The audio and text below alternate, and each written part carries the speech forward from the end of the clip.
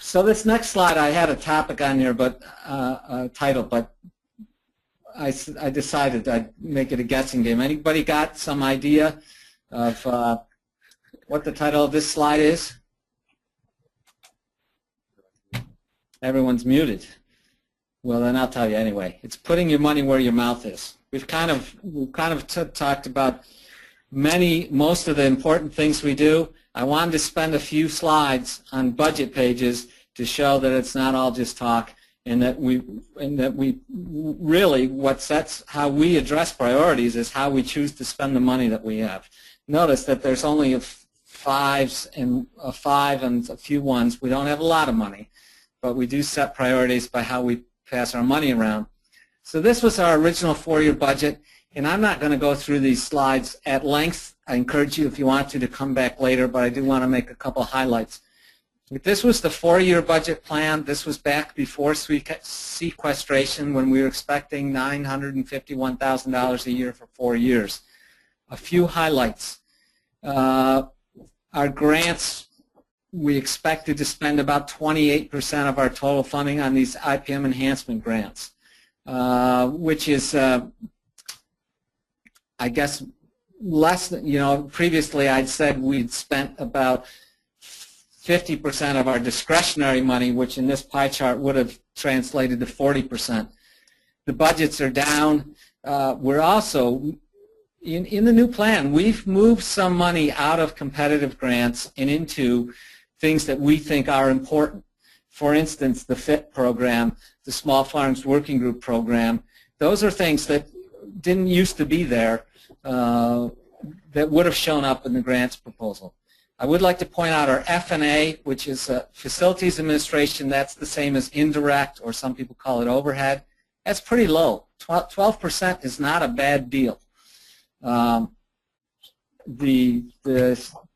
rate that was allowed in this grant was like 30% total direct, 30% total federal funds.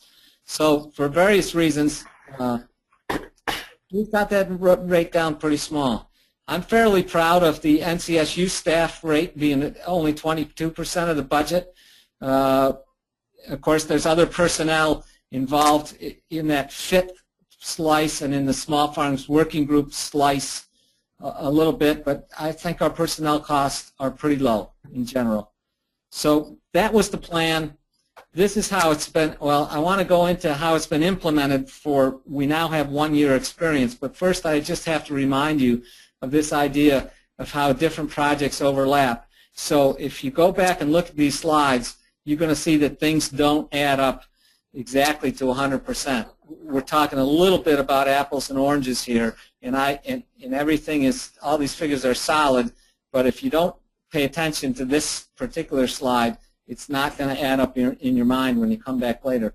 And that is the idea that we do have overlap of projects to do this very similar, the same kind of functions. So, for instance, things like my salary and Rosemary's salary are paid for by 2 or some years, 3 different projects in addition to the other various projects we have. So this year, in year 1, we did get $951,455, and I'll show you how we spent 11 months worth of that because we're in our last month of the year for that. In year 2, we know we've gotten this cut, and we do have tentative approval for this amount, $877,000.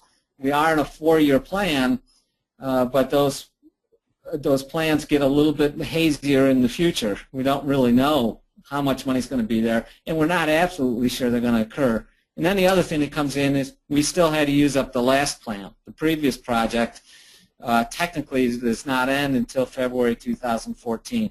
So that's why these pies are a little different shape, and they don't all add up exactly the same way across all 3 or 4 slides.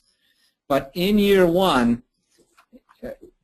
of course, clearly the take-home point of this slide is that we spent a lot of money on grants. And I referred to this earlier, more money than ever before, probably more money than any regional IPM grants center program, going back to the year 2000.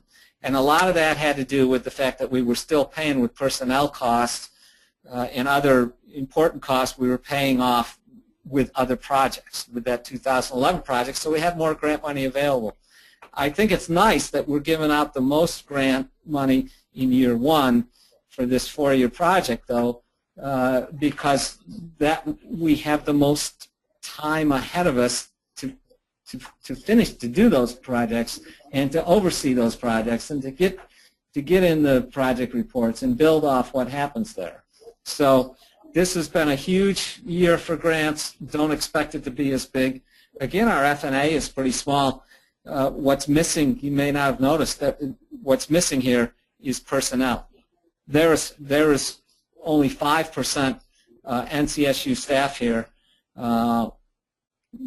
which is ridiculously low, again, because we were able to use previous money to pay staff.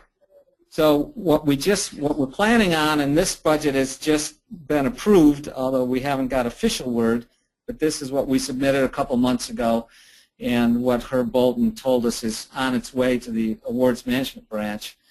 This is our budget for the coming year. So you can see the grants are quite a bit down, still a good percentage, but down under 300,000. Which I think will be the first time we've given out that few of grants, except for 2011 when we gave out none. And the staffing will become more reasonable. And the regulatory information network also, we did not pay anything for in the year to date. So this year to date, very low staff, no regulatory information network. Those 4 guys are going to have new contracts, so that'll go up to something like $120,000 a year for that. So, but you can see we're maintaining the fit, and the Auburn subcontract, which includes a lot of money. It's mostly support to Henry, and Henry does several things. He does the Small Farms Working Group.